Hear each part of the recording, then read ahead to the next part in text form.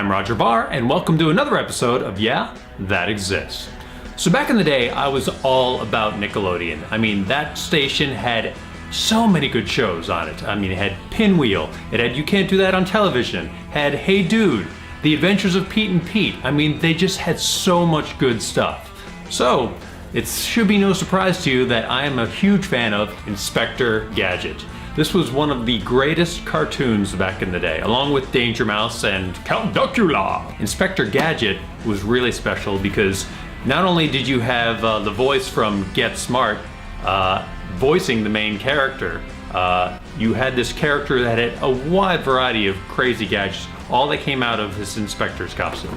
And it was always Go-Go Gadget helicopter, helicopter shoots out. Go-Go Gadget arms, crazy arm shoot out. You had roller skates, all kinds of wonderful gadgets that would always somehow malfunction, or he just wasn't bright enough to use them. You know, in retrospect, they probably should have had someone with a little bit higher intelligence entrusted with such amazing technological advances in crime fighting at the time. Fortunately, he also had Penny and Brain, the dog, backing him up at all times, because without them, let's face it, Gadget would have been screwed a long time ago. They were the real heroes of the show. But with every hero, there's gotta be a nemesis, and that would have to be Dr. Claw with his evil organization, MAD.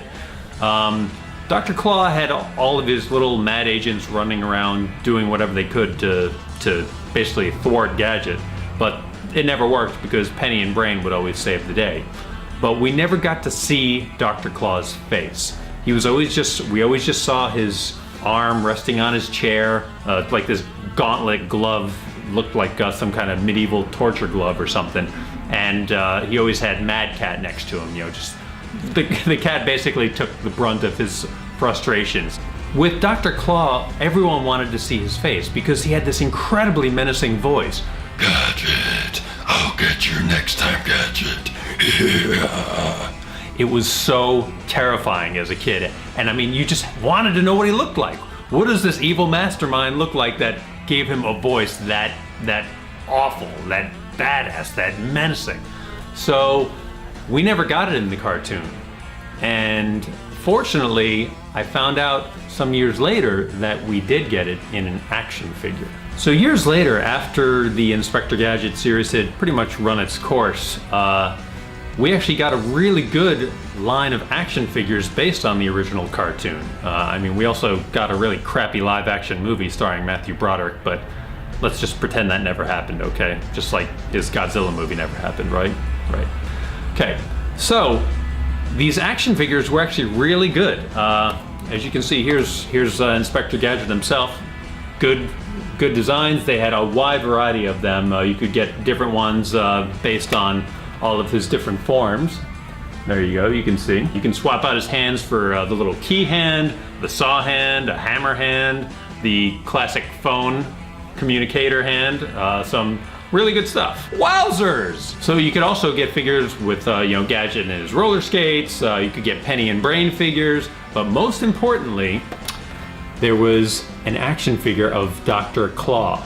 Now on the back of the package, it just showed Dr. Claw from behind his chair, basically staring at Gadget on the screen, of course, ready to fail another mission. So with everyone dying to know what Dr. Claw looked like, Tiger was smart enough to actually release a figure of him. And check it out. They actually hid his face on the packaging, so you had to buy the figure to see it. Really smart marketing on their part. Reveal the mysterious Dr. Claw. Maybe someday you'll see my face. The big question is, what does Dr. Claw's face actually look like? Are you ready to see it? All right, the moment of truth. Dun dun dun! Yes, that is Dr. Claw, believe it or not. I always thought he would look more like the Mad logo, actually. I thought his face would look like that, ferocious looking cat that they had for the Mad logo. That would have made sense to go with that voice at least. This face actually looks more like Cruella de Vil's constipated brother or something. It just didn't really work. So yeah, a little bit of a disappointment with how his face turned out. I mean, all those years wanting to know what his face looked like and this is what we get. Look at my face, Gadget. What's wrong? What do you mean I have a stupid face? I think I'm pretty good looking. No, you're really not. It's also worth mentioning that Dr. Claw's face could be seen in the Inspector Gadget video game. He was the boss at the very end, and you could see him flying on his chair outside of his giant aircraft very briefly in the game, but still. And it was this same exact face, so that is apparently what they intended. So yeah. While we did finally get to see Dr. Claw's face, it didn't actually make many fans go wowzers. Alright, that does it for this episode of Yeah, That Exists. I'll see you guys next time.